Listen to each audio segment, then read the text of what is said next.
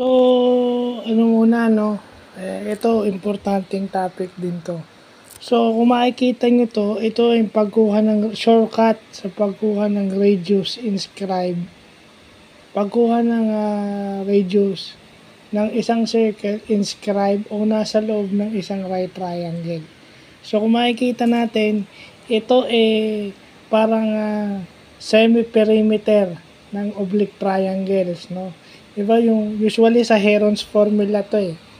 So para makuha mo yung bago mo makuha yung area ng oblique triangles using the Heron's formula, kukunin mo muna yung semi-perimeter nun. Yung semi-perimeter nun is A plus B plus C over 2. Dito, tingnan nyo halos pareho. Yung radius nun is A plus B minus C over 2. Kung titingnan mo kapareho nung semi-perimeter ng yung sa Heron's formula. Diba? Kaso oblique triangles yun. Dito right triangle. So, mas maganda to kasi nabigyan tayo ng shortcut. Diba?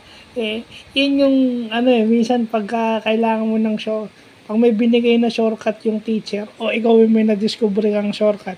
Usually kasi, kung masipag-sipag yung teacher at talagang minsan kasi binibigay na to ng teacher. Ikaw na lang ang bahala mag-manipulate nito. So, magandang matutunan natin to upang pa-enhance ng ating geometry skills. So, yun lang po.